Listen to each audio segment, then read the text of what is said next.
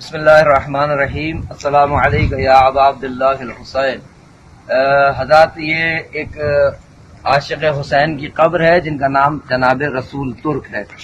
قم کے قبرستان میں جناب معصومہ کے حرم کے سامنے یہ مرقد ہے جناب رسول ترک کی۔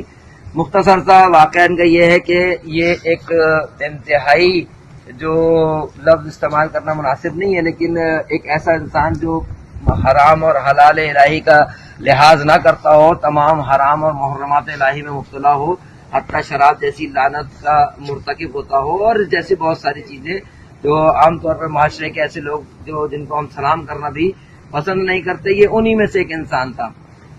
اور ان کا ایک پورا ایک گروہ تھا چند لوگوں پر مشتمل، اور یہ جناب رسول ترک ایک روز محرم میں ایک مجلس میں گئے، اور مجلس میں جب گئے تو مجلس میں ان کو صاحب مجلس نے آنے نہیں دیا، اسی وجہ سے کہ تم لوگ مناسب لوگ نہیں ہو اور تمہارا جو کردار ہے وہ اس قابل نہیں ہے کہ تم مجلس میں آؤ۔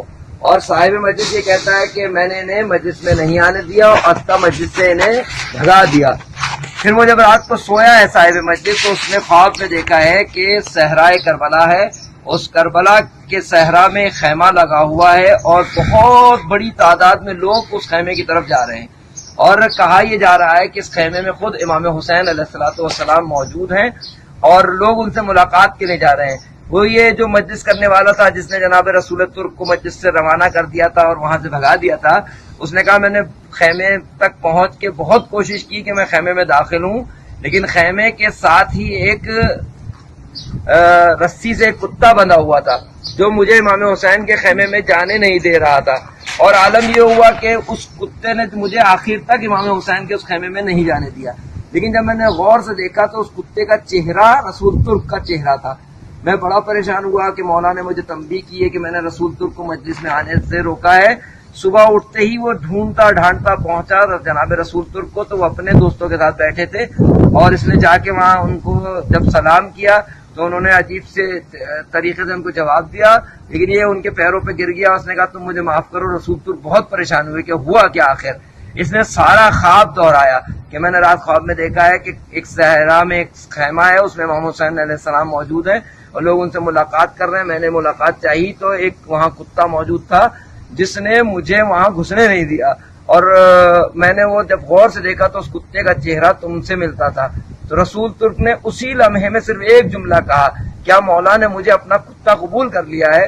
اور اس جملے کے بعد جناب رسول ترک نے خدا کی بارگاہ میں، امام حسین کی بارگاہ میں ایسی توبہ کی کہ اس کے بعد پھر کسی گناہ کا ارادہ تک نہیں کیا، ارتکاب تو کجا۔ ہمیں بھی پروردگار سے دعا ہے کہ امام حسین کے صدقے میں رمضان مبارک میں بالخصوص ایسی توبہ نصیب ہو جائے کہ ہم امام زمانہ کے کسی قابل ہو سکیں۔ حضرت ہمارا انتظار کر رہے ہیں کہ اگر ہم تیار ہو جائیں تو حضرت فوراً ظہور فرما لیں۔ پروردگار سے اور امام حسین سے دستبستہ گزارش ہے کہ اس رسول ترک کے صدقے میں ہمیں ایسی توبہ کرنے کی توفیق نصیب ہو جو ہم بھی اس طریقے سے امام کی بارگاہ میں سرخرو ہو سکیں۔ السلام علیکم یا ابا عبداللہ الحسین المظلوم۔